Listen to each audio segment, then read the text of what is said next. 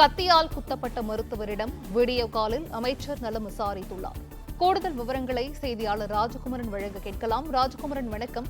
கிண்டி அரசு மருத்துவமனையில் கத்தியால் குத்தப்பட்ட மருத்துவர் பாலாஜியிடம் அமைச்சர் மா சுப்பிரமணியன் நலம் விசாரித்திருக்கிறார். இது குறித்தான விவரங்களை வழங்கலாம் ராஜகுமரன்.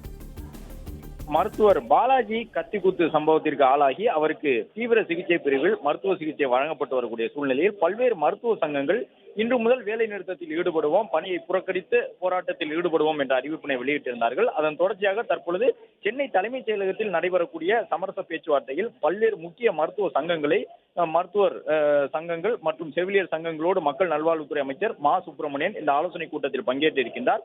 இந்த ஆலோசனை கூட்டத்தில் வருகை தந்திருக்கக்கூடிய மருத்துவர் சங்கங்களுடன் பேச்சுவார்த்தை நடத்துவதற்கு சில நிமிடங்கள் முன்பாக வீடியோ கால் மூலமாக சென்னை கிண்டி மருத்துவமனையில் தற்போது தீவிர சிகிச்சை பிரிவில் இருக்கக்கூடிய மருத்துவர் பாலாஜியிடம் அமைச்சர் மா சுப்பிரமணியன் சில தகவல்களை கேட்டறிந்தார். அவருடைய உடல்நிலையில் ஏற்பட்டிருக்கக்கூடிய முன்னேற்றம், வலி நிவாரணி உள்ளிட்டவை எல்லாம் அவருக்கு வழங்கப்பட்டு வரக்கூடிய சூழலில் அவரால் நன்றாக பேச முடிகின்றதா என்பதையெல்லாம் உறுதி செய்யக்கூடிய வகையில் தற்பொழுது அமைச்சர் மா சுப்பிரமணியன் அவரோடு வீடியோ கால் மூலமாக பேசியிருக்கின்றார். மேலும் இவ்வாறு கூட்டம் நடக்கின்றது என்பதையும் அமைச்சர் மா சுப்பிரமணியன் மருத்துவர் பாலாஜிக்கு எடுத்து கூறியிருக்கின்றார். நீங்கள் தாக்கப்பட்ட பிறகு பல்வேறு மருத்துவர் சங்கங்கள் இதுபோன்ற கோரிக்கையினை வெளியிட்டிருக்கின்றார்கள். இந்த நிலையில் அவர்களுடன் பேச்சுவார்த்தையில் ஈடுபட இருக்கின்றோம் என்ற தகவலையும் மருத்துவர் பாலாஜியிடம் அமைச்சர் மா சுப்பிரமணியன் தெரிவித்தார்.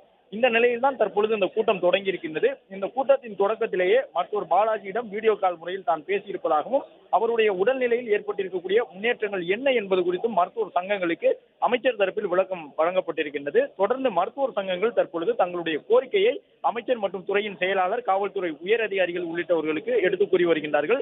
தமிழகத்தின் பல்வேறு பகுதிகளிலும் மருத்துவர்கள் மீது தாக்குதல்கள் நடத்தப்பட்டு வருவதாக அவர்கள் தரப்பில் கூறப்படுகின்றது.